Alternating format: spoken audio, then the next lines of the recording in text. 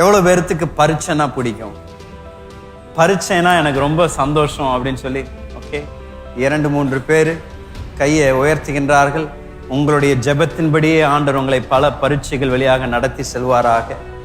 எனக்கு பரீட்சைனா அவ்வளோ பிடிக்காது. ஆண்டவர் நம்மை வாழ்க்கையில் நம்மளுடைய அனுபவங்கள் வழியாக நடத்தி செல்லும் பொழுது நம்மளுடைய சந்தோஷத்தை காட்டிலும் நம்மளுடைய குணத்தின் மேல் கவனமா இருக்கின்றார். மீண்டும் சொல்றேன், நம்முடைய வாழ்க்கையில ஆண்டவர் நம்மை அனுதினமும் நடத்தி செல்லும் பொழுது நம்மளுடைய சந்தோஷத்தை காட்டிலும் நம்மளுடைய குணத்தின் மேல் தேவன் கவனமா இருக்கின்றார்.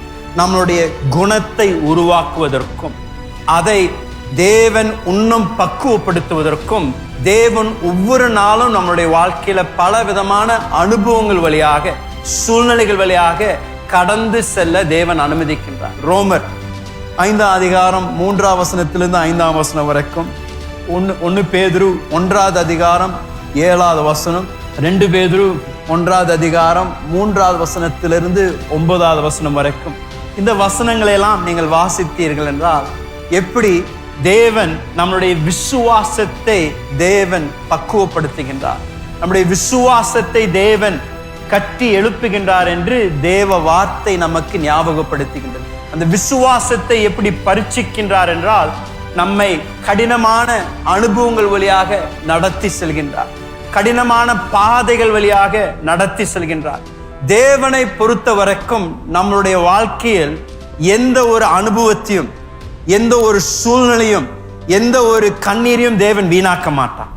எல்லா சூழ்நிலைகள் மூலமாக எல்லா அனுபவங்கள் வழியாக தேவன் நமக்குள் தம்முடைய சித்தத்தை இன்னும் ஆண்டவர் பக்குவப்படுத்தி கொண்டிருக்கின்றார் என்று நான் சொல்லுகின்றேன். அப்படின்னா ஐயா அம்மா, தேவன் நீங்கள் இன்றைக்கு கடந்து செல்கின்ற பாதையில் ஒருவேளை கண்ணீரோடு நீங்கள் கடந்து சென்று கொண்டிருந்தீர்கள் என்றால், அல்ல மிக அழுத்தத்தின் மத்தியில் நீங்கள் உங்கள் வாழ்க்கையை வாழ்ந்து கொண்டிருந்தீர்கள் என்றால், அல்ல மிக மோசமான ஒரு சூழ்நிலையில் நீங்கள் நடந்து கொண்டிருந்தீர்கள் என்றால், நான் உங்களை பார்த்து சொல்கின்றேன், தேவன் எப்பேற்பட்ட ஒரு சூழ்நிலையா இருந்தாலும் அதை கூட தேவன் பயன்படுத்தி அவருடைய சித்தத்தை நிச்சயம் நம் வாழ்க்கையில் நிறைவேற்ற வல்லவராயிருக்கின்றார்.